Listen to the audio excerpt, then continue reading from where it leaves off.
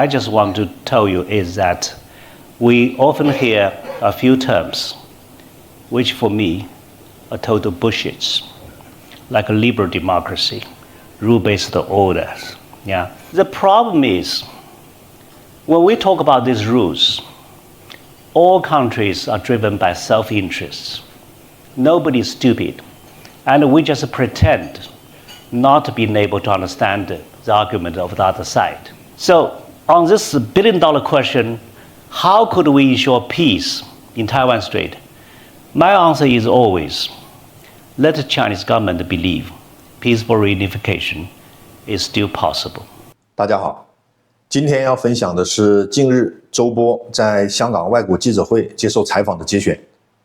我个人很喜欢周波的谈话风格，不回避争议，不拐弯抹角，用西方熟悉的逻辑和直白的语言捍卫中国立场，不给对方留下可能因为所谓中式委婉带来的解读偏差，并时刻强调以实力为基础的国际关系现实。这段访谈，他谈到大家最关心的南海问题和台湾问题，他一如既往地展现自己强硬的话语风格，但我们不能称其为所谓鹰派，因为他的直白对话以直破局被广泛认为是一种更为有效的国际沟通方式，其核心不是对抗，而是澄清，澄清西方的误解，澄清中国的立场，不是霸道，而是自信，自信于自身的实力，自信于和平发展的道路。下面我们来看看他是怎么说的。Where are we in the world today? And where are we going? Yeah, everybody knows that the international order is changing. What is most surprising is even American Secretary of State would acknowledge that unipolar moment is not normal, right? It's very interesting for me to hear American Secretary of State would talk like that.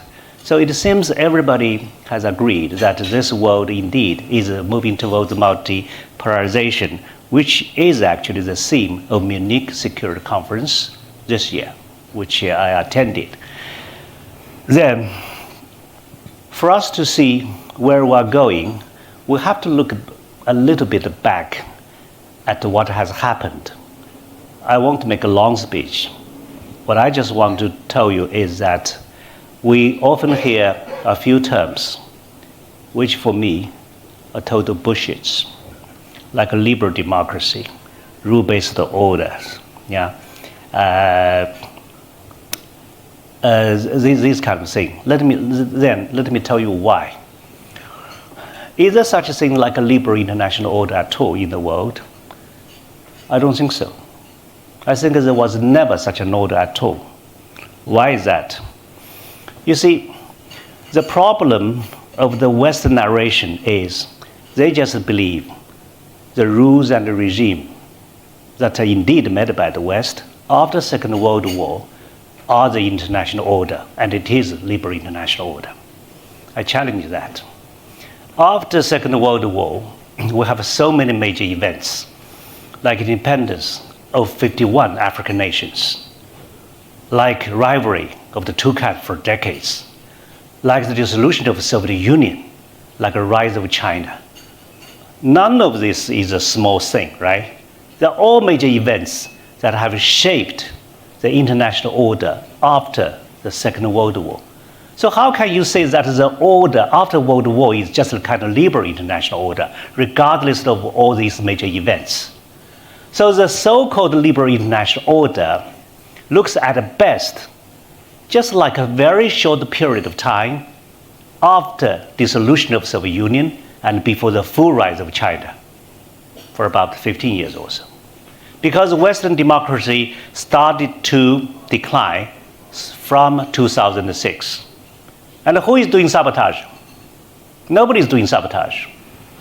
Then the Western countries should tell me why you have been in steady decline from 2006 if liberal democracy is really, really so good. And then look at this whole world. How many countries are described as full democracy? Only 24 out of 195 countries. So this is narration of a small group of nations. And this is based upon hubris and narcissism. Then, when they find that this kind of democracy is in steady decline, they start to ask why, and they start to look for enemy. And of course, China looks like an enemy, right? Looks most like an enemy, and along with Russia, right? Then, who looks more like a revisionist now? China or the United States under the Trump administration? We are described, China and Russia are described as revisionists, right? So, who are really revisionists, right? Third thing, rule-based international order. Okay, if this is a kind of a indirect accusation on China, I can tell you, China has joined over 600 treaties in the world. In fact, it's very difficult for me to think, okay, which treaty we haven't joined? It's very difficult for me. There might be some, but I don't know. So China has joined all the treaties, just like Western countries. The problem is, when we talk about these rules, all countries are driven by self-interests. Nobody is stupid. And we just pretend not being able to understand the argument of the other side.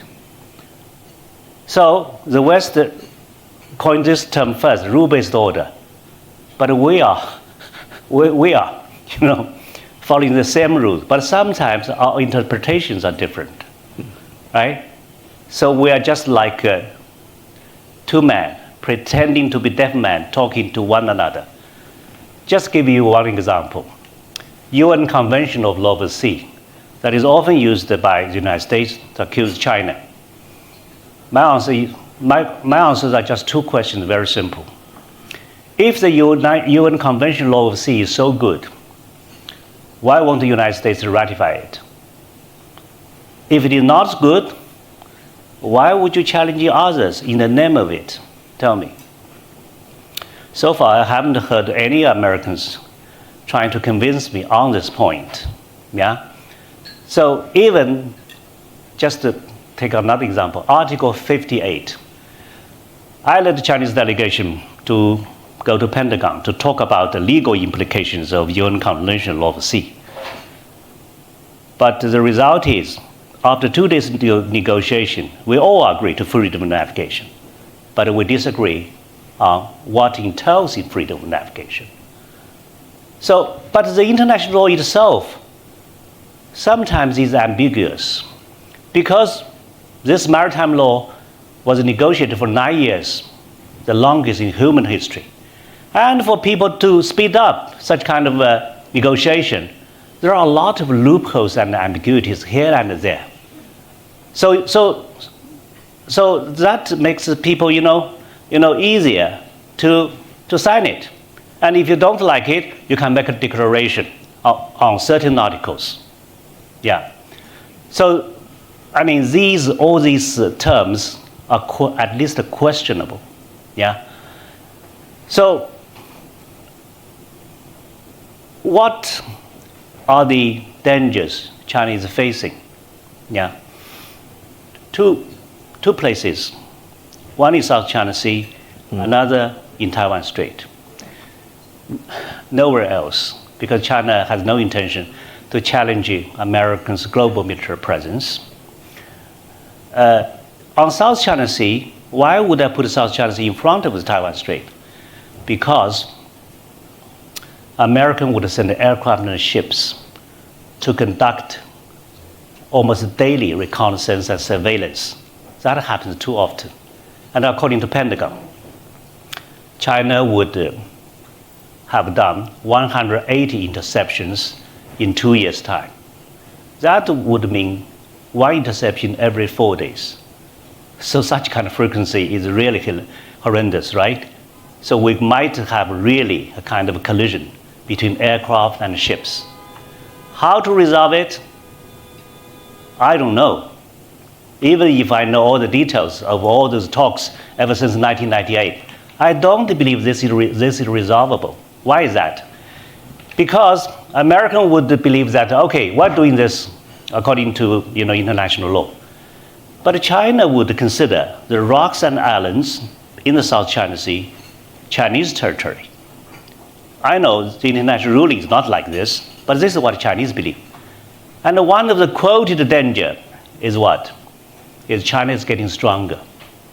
If China is getting stronger, the PLA will just become more determined to safeguard what China considers to be its sovereignty.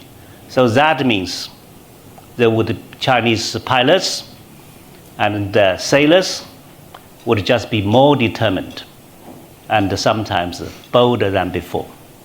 So I don't know how to resolve this. Yeah, it's good for us to talk, but I haven't found something really looking like a silver bullet.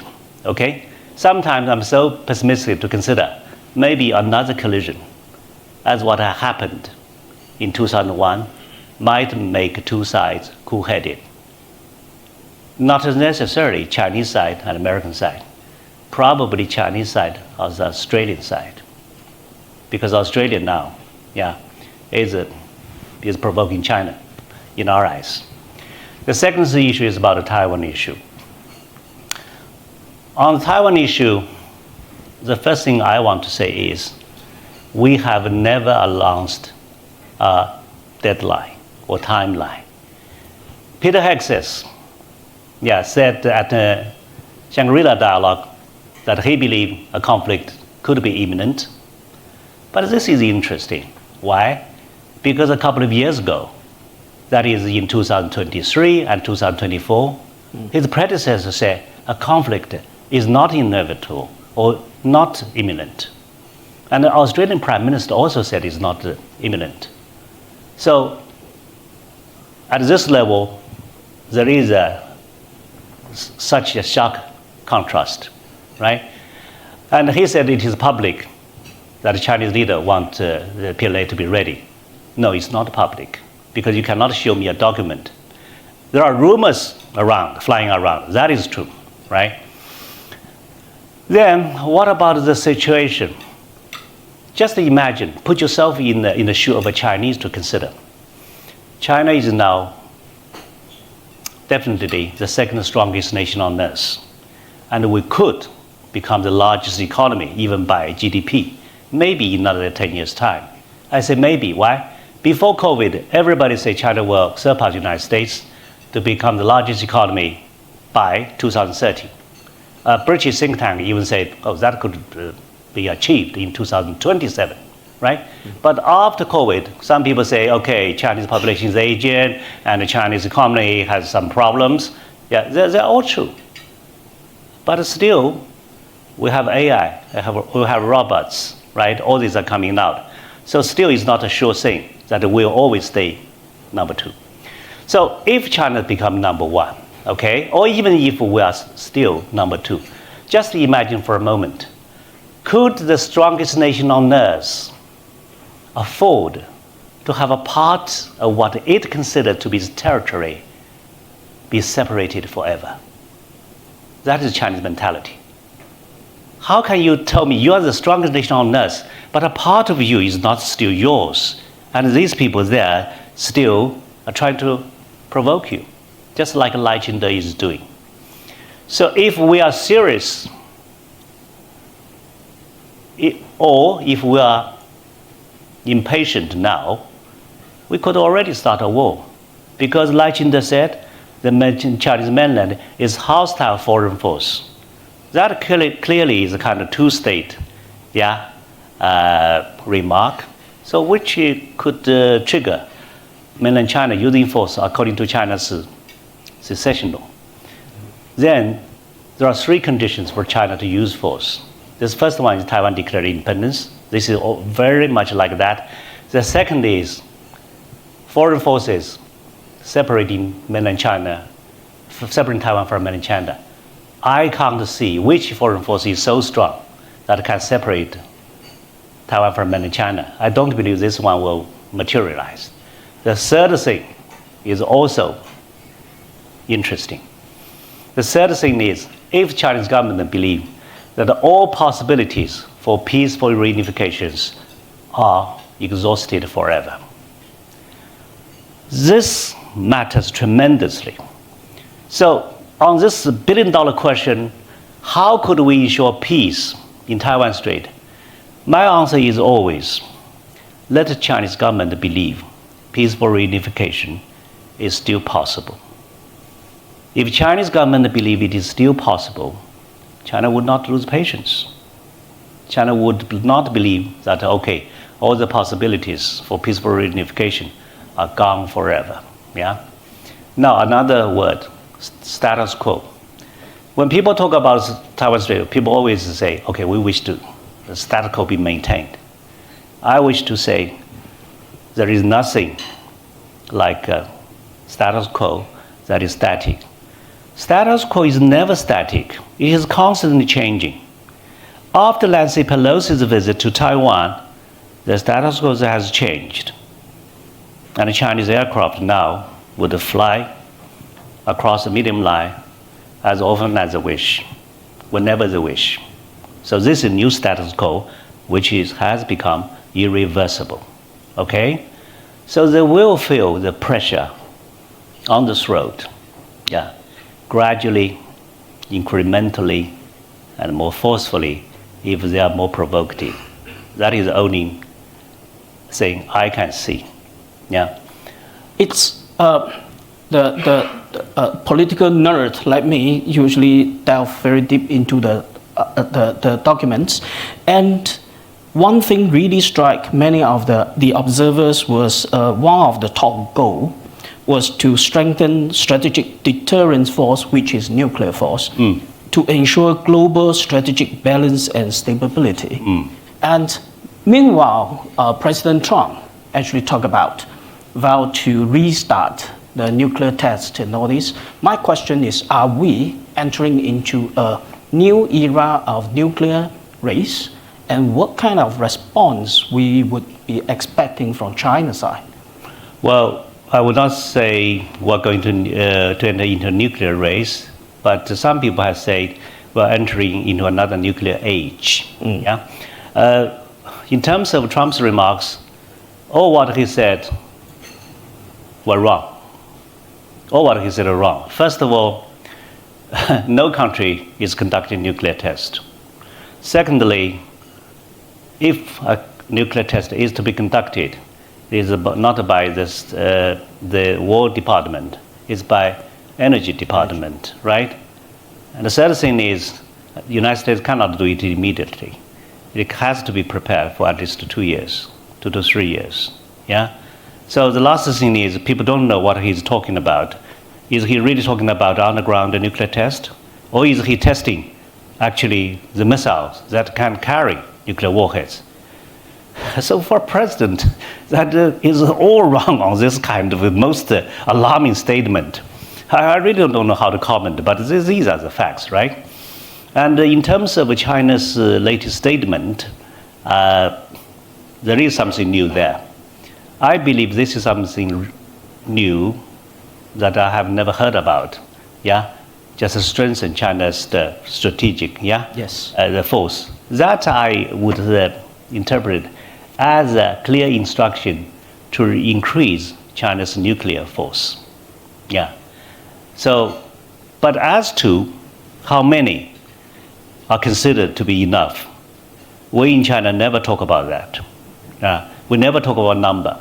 But according to CIPRI and the Washington, to Pentagon, we had 600 nuclear warheads by the end of last year, yeah, against more than 5,000 of the United States and Russia. Oh, by the way, this is not a flattery to my Russian friends, but Trump is also wrong to consider United States is the country that has the largest nuclear arsenal.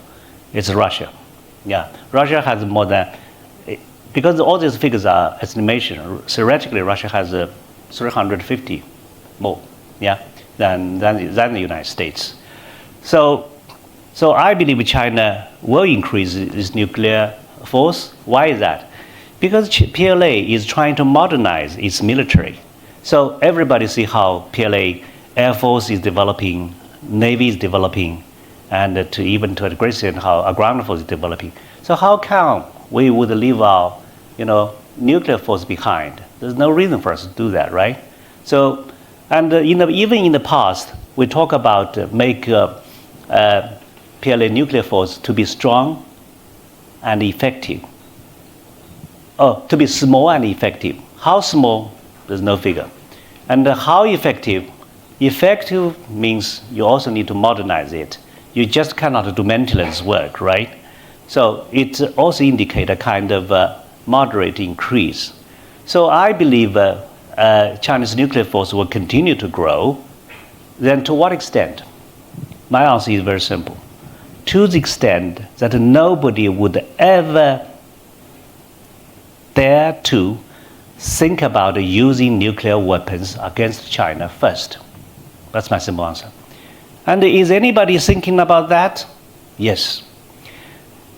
Even Albert Corby, the Deputy American Secretary of Defense, talked about it before, talking about a scenario in Taiwan Strait in which the United States has to use nuclear weapons first, because some people, actually a lot of people in the United States, fear that they are already losing, the advantage in a conventional warfare, over the PLA. So that's why these kind of talks are found. And why they never talk about it to Russia? This is a question I ask myself. Why they never talk about using nuclear weapons against Russia? Look at this war in Ukraine. Russia actually has made a number of thin-veiled hints on using nuclear weapons. They never talk about it directly, but they did make hints. And these hints have worked. They have deterred NATO from deploying any troops on Ukrainian soil. And this strategy is typically described as to escalate before de-escalate, right? So this strategy has worked. So if I just, as a PLA veteran, if I look at this war, I would say I would have to compare Chinese military and the Russian military, yeah? And then these are the facts, okay? I'm not saying which one is strong. Chinese military is the largest military in the world. China's defense budget is 3 times bigger than Russia's, although we are 1/4 of American, right? And China has all types of weapons available. So probably China probably doesn't have what President Putin said, cruise missile with a nuclear engine or reactor. That is something that Russia has not announced. Besides, it's very hard for you to tell me that the Chinese military is necessarily inferior to Russia. I know my Russian friends are here, but this is my honest answer. China even has a 3 aircraft carrier now. Russia has 1. So then why the United States never talk about never talking about a war, direct war against Russia? I think that is because of Russia's nuclear weapon. But then remember one thing: having an increased number of nuclear warheads, but still you can have no first use policy. This is different. So, for example, China constantly asks for countries, including Russia and the United States, to adopt this no first use policy. These are 2 different things. I don't believe China will change its no first use policy. Right. Thank you. And we have seen, besides the first time China showing its nuclear triads and the new ICBM, Dongfeng 5C and all that, another thing that struck many people's eye was China's demonstration of its smart force, the drones, the UAVs and all that. And in the same document, it always talk about China should continue to push for new domain forces and unmanned intelligent combat forces. Tell us about your assessment of who China and the US, we are not talking about anyone else, who is leading on these 2 fields which are regarded as the most determinant factors that will decide a future war? My answer to you is very simple. In the future, China and Russia would be the dominating countries making full use of AI in modern warfare. Not US?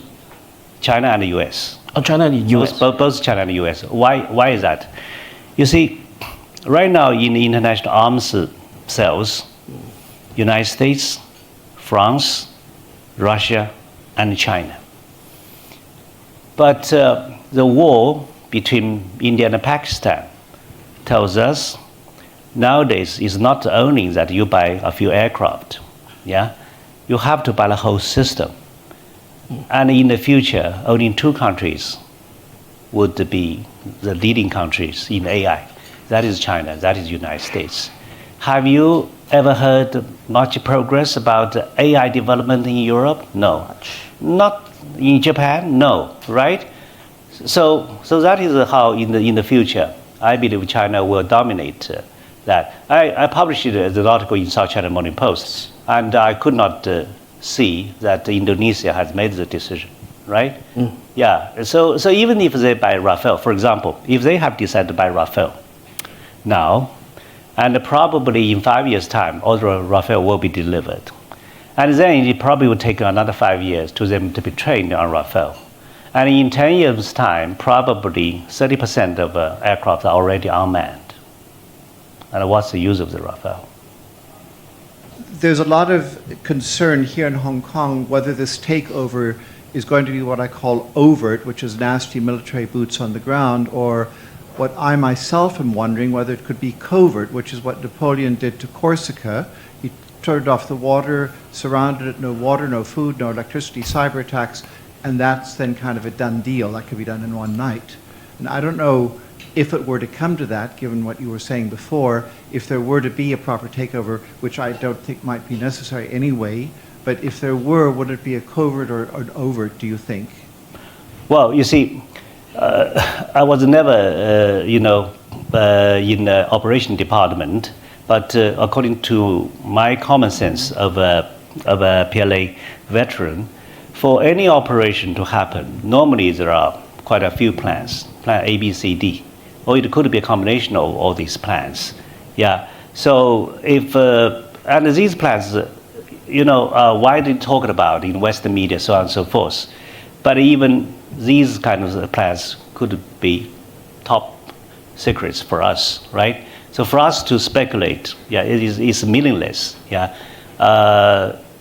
So I think I definitely believe we should have quite a few plans, but these plans definitely will change, because if we're not doing it now, then for example, if you have 3 or 4 plans, in a few years' time, definitely they will change. So nobody knows. If we are going to have a war in Taiwan Strait, right? So which applies most? The first one, honor. Because as I have explained, China simply cannot afford to have a part still, separated. So this is interesting, you see, how much honor play in human beings. In 19th century, if you and I have a disagreement, we could have a duel over something which is totally insignificant nowadays. But at that time, both of us would take it very seriously, because I think you are damaging my honor, and I would defend my honor with my own life. So this issue primarily is about honor. So of course there are also some interests, right? Some people say, okay, with Taiwan taken back, then Chinese aircraft carrier may just have a better seaport on the east side. Of course that is true, but first and foremost is an honor issue, I would say. I don't know how many countries are like China in history, but indeed China's rise has been peaceful. Yeah, and this is miraculous. This is not easy for a country. So in theory, we could suggest that China could continue, because China's rise is already given. Yeah, it's no longer an issue of whether China rise or not. China has already rise, but the question is, what is developed and fully raised China is going to do? Yeah, so I don't believe that China and the U.S. Will come into conflict just because China is getting stronger, but we do have these two issues. The first is unintended collision. yeah, which is dangerous. The second issue is whether the United States wants to become involved or not. So the American side actually has a better answer for you. I can't answer. So my question is, you see, there's sort of like a trend within social media for onshore China. Like people are saying like, oh, we're surpassing the US in terms of conventional forces, both in terms of like combat readiness and then also effectiveness. And then like you have the US using the USS Nimitz instead of another aircraft carrier doing the show of force in the South China Sea. Question. Yes, you have like sort of this thing shifting. Do you think is sort of the ruse from the US side trying to play into the sentiment of the onshore Chinese, or is there like actually a strategic or structural shift within the conventional military power between these two? And does it actually lead to more instability within the region you mentioned, like the South China Sea and then also the Taiwanese Strait?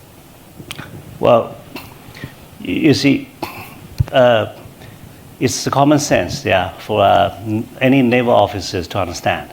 For one warship to work, it needs to have 2 ships to back up. So only 1 in 3 ships can actually work. The United States is suffering a problem of not having enough ships, yeah, to operate anywhere in the world. So China's naval ships is the largest in the world.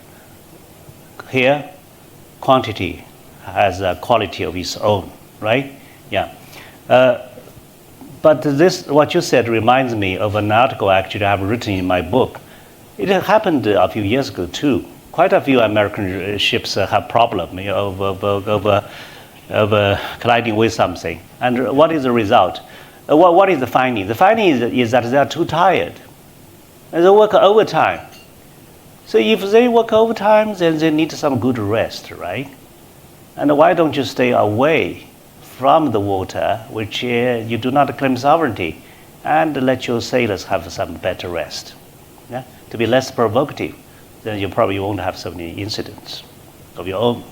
After Xi and President Trump meeting in the Korean, the Trump has said that during his term, Beijing will not attack Taiwan. So since Trump's term lasts until 2029, does this mean Xi will seek another term at the 21st Party Congress in 2027? Thank you. Well, you see, when Trump says something, especially when he says, who said something, I'm not sure, yeah. The person he mentioned really said something, yeah. Just like the example I have given to you in one paragraph, it's totally flawed, yeah, with the facts. So I just cannot comment on that because this has to be very serious. Did President Xi really told him all these kind of things? Chinese media has no report, and I'm in no position, to know that.